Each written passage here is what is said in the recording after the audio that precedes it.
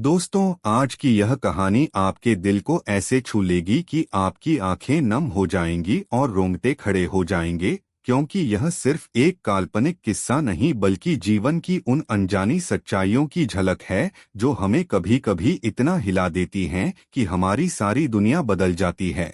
और आप भी सोचने पर मजबूर हो जाएंगे कि क्या वाकई किस्मत हमें चेतावनी देने के लिए ऐसे रहस्यमय तरीके भेजती है, जहां एक छोटा सा बच्चा पूरे देश की किस्मत बदल देता है।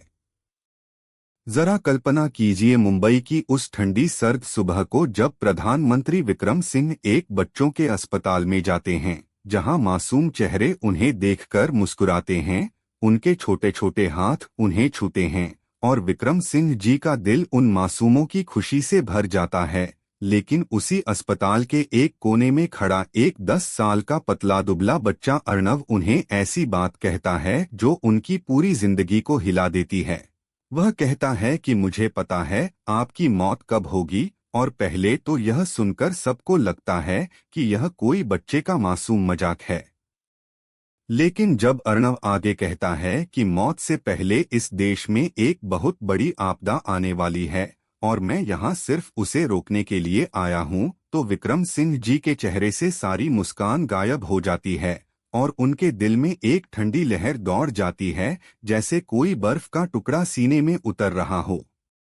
दोस्तों, यहीं से शुरू होती है वह रोमांचक और भावुक यात्रा जो मौत की छाया से आगे निकलने की जद्दोजहद है, जहां हर पल डर, रहस्य और इतनी गहरी भावनाएं उमड़ती हैं कि आपकी हर सांस भारी हो जाती है। और मैं आपको ले चलता हूं उन पलों में जहां विक्रम सिंह जी अस्पताल में बच्चों से मिलते हैं, उन्हें आशीर्वाद देते हैं, उनके नन्हे हाथों को थामकर मुस्कुराते हैं। लेकिन तभी मेरी नज़र उस कोने में खड़े अर्णव पर पड़ती है, जो बाकी बच्चों की तरह दौड़कर उनके पास नहीं आता, बस चुपचाप खड़ा रहता है। उसकी आंखें किसी बुजुर्ग की तरह गहरी और रहस्यमय लगती हैं, जैसे उनमें सदियों के राज छिपे हों। विक्रम सिंह जी उसके पास जाते हैं, मुस्कुराकर पूछते हैं, बेटा क्या नाम है तुम्हारा?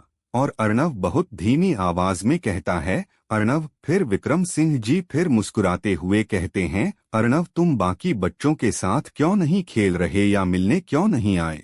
और दोस्तों, अर्णव का जवाब सुनकर जैसे पूरी हवा थम जाती है। उसने सीधे विक्रम सिंह जी की आंखों में देखकर कहा, क्योंकि मेरे पास सिर्फ मिलने का वक्त नहीं है, मेरे पास आपको बताने के लिए एक बहुत बड़ी और महत्वपूर्ण बात है। विक्रम सिंह जी हल्के से हंसते हैं, जैसे किसी बच्चे की बात को मजाक में टालना चाहते हों। लेकिन तभी अर्णव फिर बोलता है, मुझे पता है आपकी मौत कब होगी। और दोस्तों, यह सुनते ही अस्पताल का सारा माहौल जैसे बर्फ की तरह जम जाता है। विक्रम सिंह जी पहले तो हंसी में इसे टाल देते हैं, लेकिन अर्णव के गंभीर चेहरे को देखकर उनकी मुस्कान गायब हो जाती है। अर्णव शांत लेकिन दृढ़ आवाज में कहता है, मैं मजाक नहीं कर रहा हूँ, मैं यहाँ इसलिए आया हूँ ताकि आपको मौत से पहले होने वाली उस भयानक घटना के लिए तैयार कर सकूं जो पूरे देश को हिला देगी। दोस्तों, विक्रम सिंह जी के दिल में जैसे कोई ठंडा पत्थर रख दिया गया हो। उन्होंने बहुत धीमी और कांपती आवाज में पूछा, तुम्हें यह सब कैसे पता चला बेटा? और अर्णव का जवाब सुनकर तो उनके होश ही उड़ जाते हैं। कमरे की हवा जैसे रुक सी जाती है। विक्रम सिंह जी की आंखें चौड़ी हो जाती हैं। सामने खड़ा यह 10 साल का मासूम दिखने वाला बच्चा अर्णव अपनी बातों से इतना तेज असर डाल रहा था, जैसे कोई ठंडी तलवार दिल को चीर रही हो। विक्रम सिंह जी ने अपनी आवाज को संभालते हुए पूछा, तुम्हें यह सब किसने बताया है? क्या किसी ने तुम्हें सिखाया है या तुमने कोई सपना देखा है? लेकिन अर्णव की गहरी आंखें जरा भी नहीं झपकीं। उसकी आवाज में न डर था न कोई हिचकिचाहट। उसने शांत लेकिन मजबूत स्वर में कहा, नहीं सर, यह मैंने किसी से सुना नहीं है, यह मैंने देखा है, अपने सपनों में नहीं बल्कि अपने पिछले जन्म में। और दोस्तों, यह सुनते ही विक्रम सिंह जी के पैरों तले जमीन खिसक जाती है। एक तरफ वह देश के प्रधानमंत्री हैं, जिन्हें हर पल करोड़ों लोगों की उम्मीदों का बोझ उठाना पड़ता है, जिनका दिमाग हमेशा तर्क और वास्तविकता पर चलता है। और दूसरी तरफ उनके सामने खड़ा यह छोटा सा बच्चा इतनी साफ और ठोस बातें कर रहा था कि उनमें झूठ की कोई बू भी नहीं आ रही थी। विक्रम सिंह जी ने गहरी सांस ली और गंभीर होकर पूछा, पिछले जन्म का क्या मतलब है बेटा? अर्णव ने बिना झिझके कहा, इसका मतलब है कि मैं पहले भी इस दुनिया में जी चुका हूँ, लेकिन एक भयानक हादसे में मेरी मौत हो गई थी। मरने के बाद मैंने बहुत कुछ देखा जो आने वाला था, और जब मैं इस जन्म में वापस आया तो मुझे सब याद रहा। मैं जानता हूँ कि आगे क्या होने वाला है, खासकर आपके साथ। दोस्तों, यकीन मानिए, यह सुनकर विक्रम सिंह जी के माथे पर पसीने की बूंदें छलक आती हैं।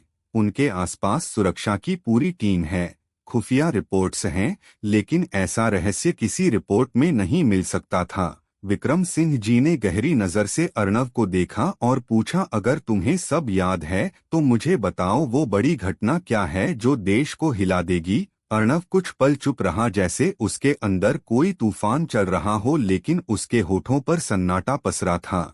फिर उसने धीरे से कहा, मैं सब कुछ नहीं बता सकता, क्योंकि अगर मैंने सब कह दिया तो किस्मत बदल जाएगी और मौत का रास्ता भी बदल सकता है। लेकिन हाँ, इतना जरूर जान लीजिए कि वह घटना आपके किसी बहुत करीबी व्यक्ति से जुड़ी होगी और उसका असर पूरे देश पर पड़ेगा, जैसे कोई भूकंप आ गया हो।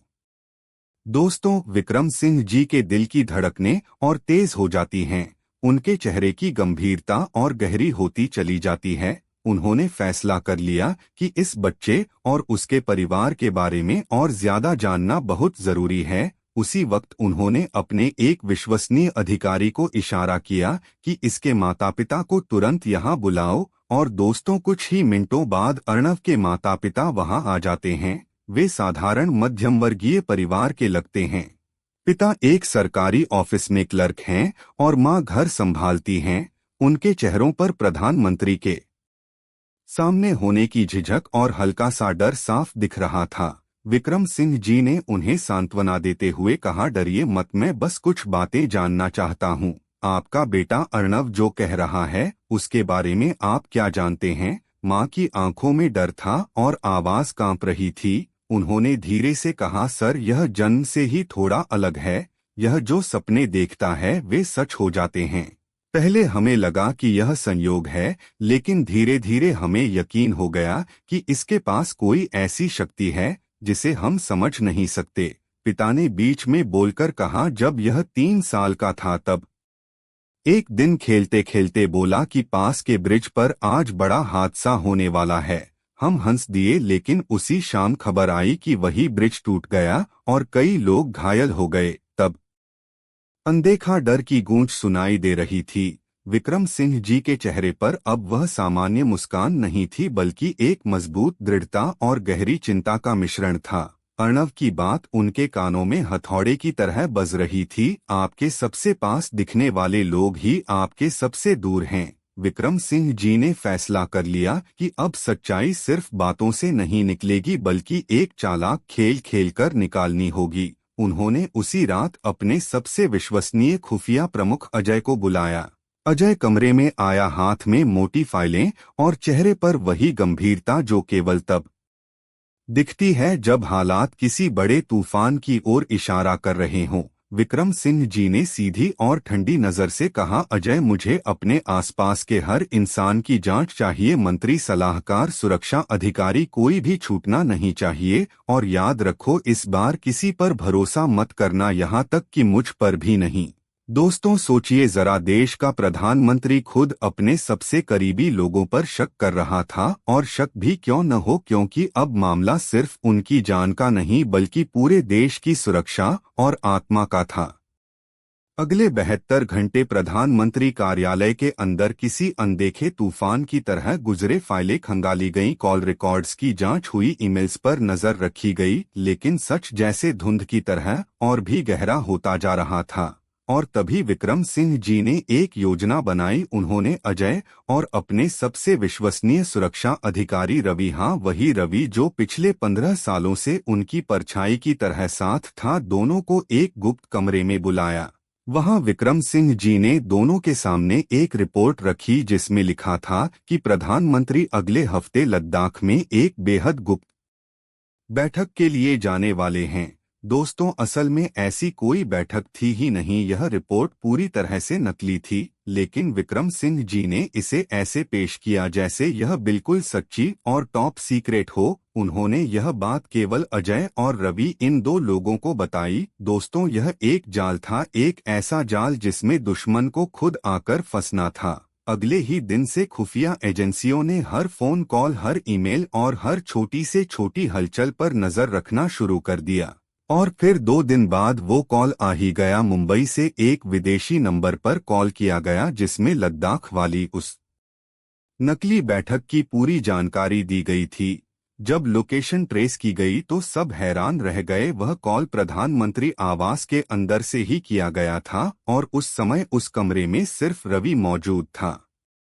दोस्तों, अजय ने यह खबर विक्रम सिंह जी को दी और यकीन मानिए उनके चेहरे पर कोई हैरानी नहीं थी। शायद वह कहीं न कहीं इसके लिए तैयार थे।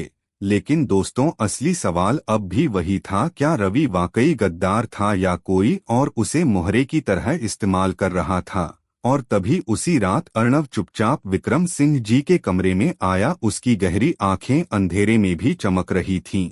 उसने धीरे से कहा, अगर आपने इस शख्स को पहचानने में देर की तो हमला आपकी आंखों के सामने होगा और आप कुछ नहीं कर पाएंगे। दोस्तों, विक्रम सिंह जी की धड़कनें और तेज हो गईं। अब उनके पास वक्त बहुत कम था और शक बढ़ता ही जा रहा था। दोस्तों, अब यह खेल अपने आखिरी दौर पर पहुंच चुका था। प्रधानमंत्री विक्रम सिंह जानते थे कि सच सामने लाने के लिए उन्हें खुद मैदान में उतरना होगा। लेकिन यह लड़ाई सीधी नहीं थी। यह एक ऐसा जाल था जिसमें दुश्मन को खुद अपनी चाल चलनी थी। रात का समय था। प्रधानमंत्री आवास का गुप्त कमरा। वहां विक्रम सिंह जी, अजय और रवि मौजूद थे। विक्रम सिंह जी